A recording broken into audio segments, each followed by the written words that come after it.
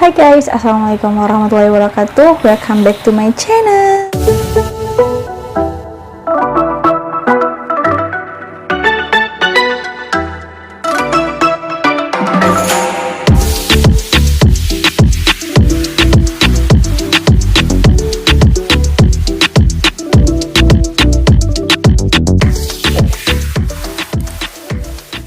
Oke guys, hari ini aku bakal menceritakan, mungkin aku juga heran kenapa selama ini tuh nggak kepikiran sama sekali untuk menceritakan pengalaman aku yang ini.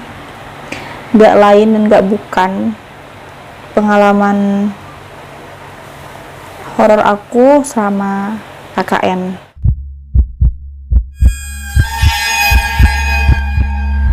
Jadi aku kayak baru kepikiran kemarin setelah nonton beberapa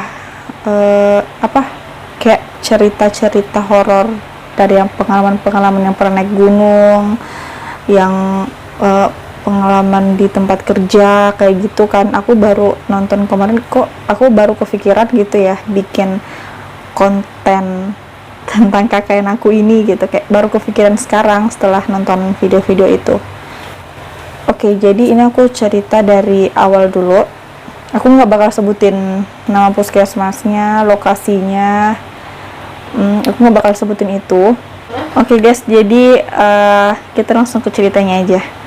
Oke, kita langsung ke awal ceritanya. Jadi aku itu KKN tahun 2000. Oke, aku KKN itu tahun 2017 apa 2018. Aku kakaknya di salah satu provinsi yang ada di kota aku. Nah, terus di situ biasanya kan kalau tempat KKN emang udah ada disiapin apa sih namanya? Kayak udah ada disiapin posko gitu kan sama kampus. Nah, sebenarnya udah ditetapin emang awalnya.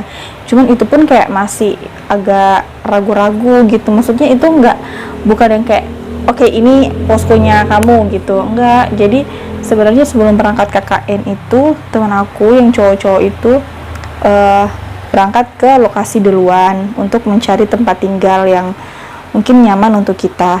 Nah, setelah itu teman aku berangkatlah 2 orang cowok ke sana dan 2 orang cewek gitu naik motor ke lokasi itu dan mencoba cari tempat tinggal yang bisa dikontrak, dan akhirnya udah dapat sebenarnya.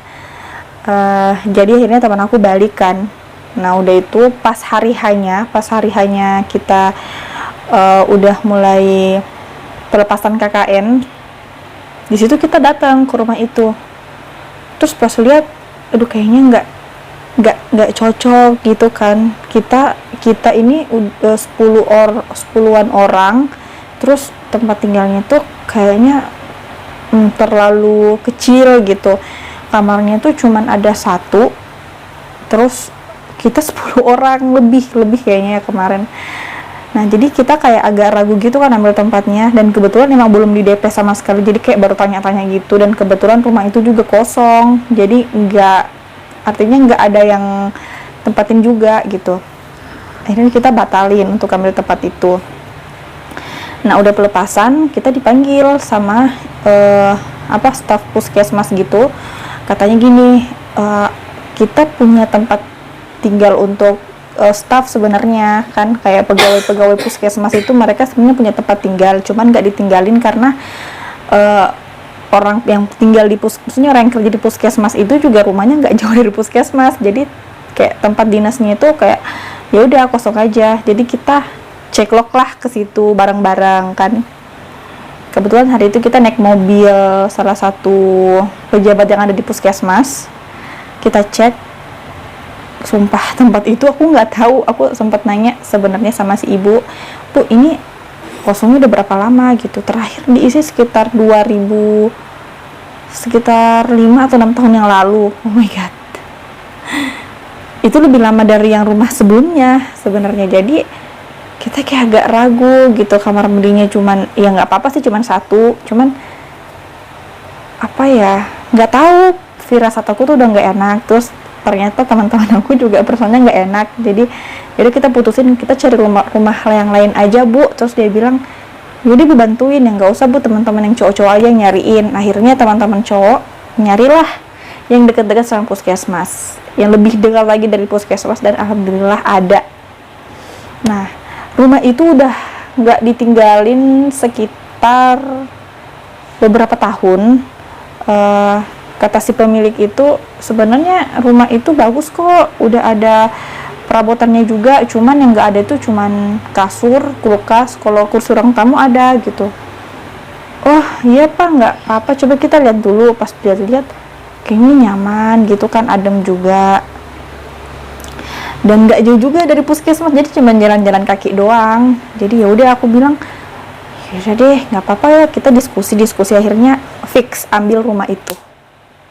Nah setelah itu pas dapat rumahnya, ya udah kita bawalah semua barang-barang masuk ke rumah itu. Nggak ada apa-apa sebenarnya, maksudnya kayak firasat aku baik-baik aja, nggak ada yang aneh-aneh.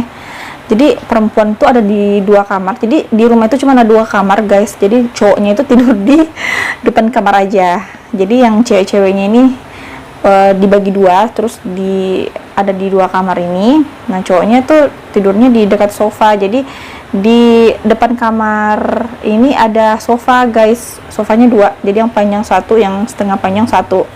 Nah kita mikirnya yaudah cowok-cowoknya tinggal tidur di situ aja gitu kan, lagian sofanya juga masih bagus, maksudnya masih layak dipakai gitu.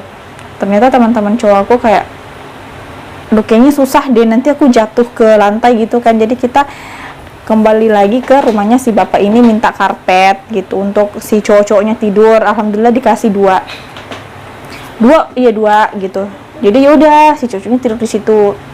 Nah waktu malam pertama di sana, aku itu jadi yang senior itu di situ, yang terlambat KKN itu 4 orang. Jadi aku sama temen aku yang cewek sama 2 cowok ini.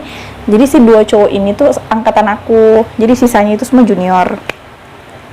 Malam pertama aku nggak tahu kenapa aku sama teman-teman aku tuh yang 4 orang ini, yang para senior ini, nggak ada capek-capeknya gitu. Padahal kita berangkatnya tuh naik motor gitu ke sana.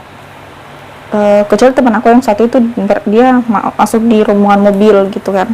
Cuman 3 orang ini, aku sama 2 cowok ini kan, aku kesitunya naik motor gitu, nggak ada capek-capeknya gitu. Jadi kita cari apa kayak games, jadi kita main games yang zaman dulu. Akhirnya dapat kartu gitu, emang udah direncanain harus bawa kartu supaya ada yang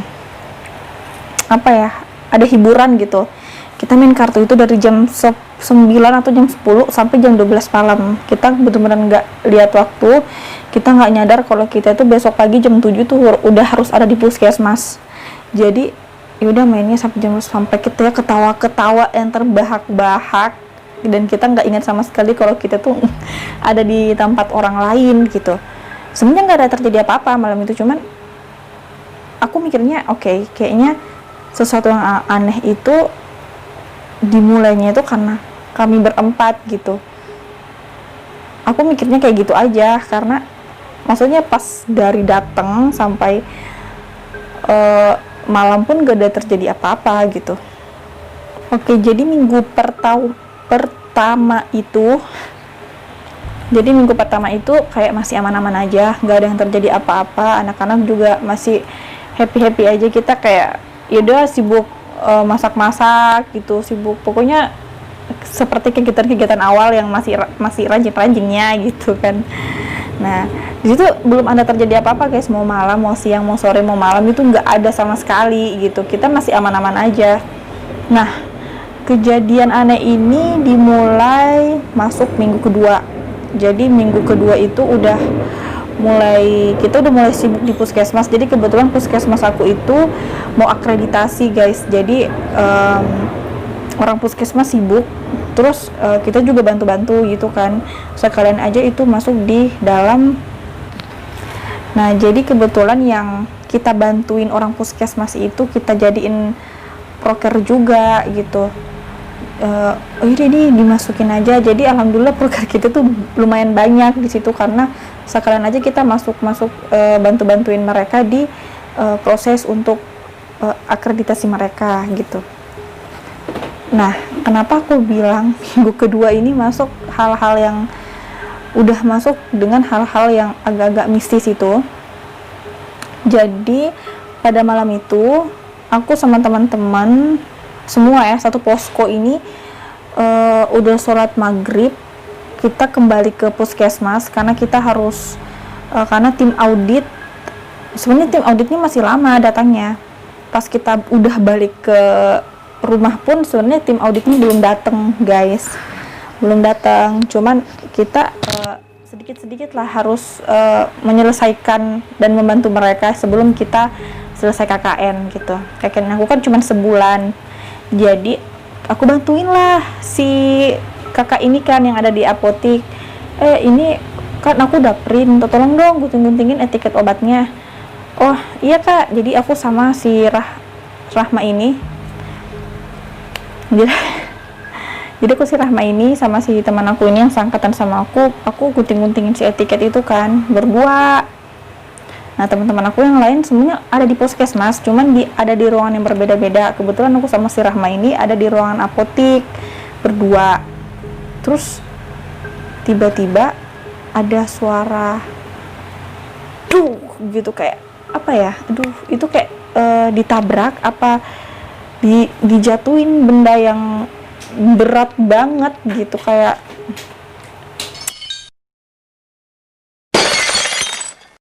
nggak tahu deh, pokoknya berat banget sampai aku kira tuh kayak kacanya itu udah pecah gitu, tapi nggak ada suara kaca pecah juga, cuman kayak suara jatuhnya doang buk gitu. Kayak gimana itu suara apa, terus kayak temanku nggak tahu, kayaknya dia udah tahu gitu sesuatu yang terjadi. Terus dia bilang udah tenang, gak usah banyak gerak, tenang aja. Nah pas aku udah tenang mulai menggunting biasa lagi, terus dia bilang coba deh cek di sebelah, di dekat kulkas di situ, siapa tahu ada kaca yang retak atau kayak gimana. Pas aku cek nggak ada, biasa aja gitu, nggak ada yang retak-retak atau apapun itu, nggak ada. Jadi aku kembali lagi sama teman aku bilang nggak ada, semuanya aman-aman aja gitu. Nggak, aku udah kelilingin kan, si ruang apotik itu kan dikelilingin sama apa sih kayak kaca gitu kan. Nah takutnya ada yang retak, ternyata nggak ada, guys. Jadi teman aku bilang ya udah tenang, gak usah cerita sama siapa-siapa, duduk aja di sini gunting-gunting etiket, nanti ceritanya pas di posko aja gitu.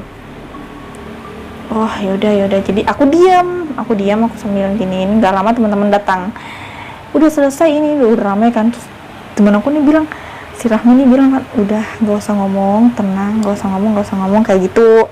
Jadi aku nggak ngomong dong gitu kan.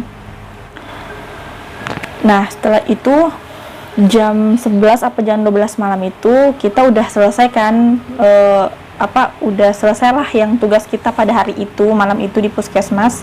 Kita baliklah ke posko. Nah kita masuk nih di rumah satu-satu orang gitu, emang udah diatur masuk rumah itu satu-satu orang, beri salam gitu.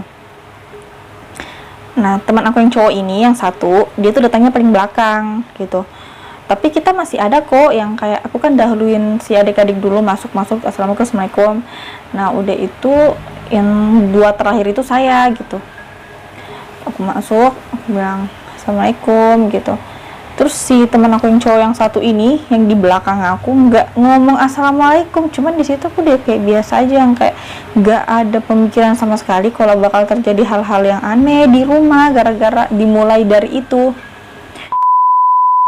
Jadi pas masuk itu cara assalamualaikum juga kayak nggak benar gitu, tetap beri salam, cuman assalamualaikumnya udah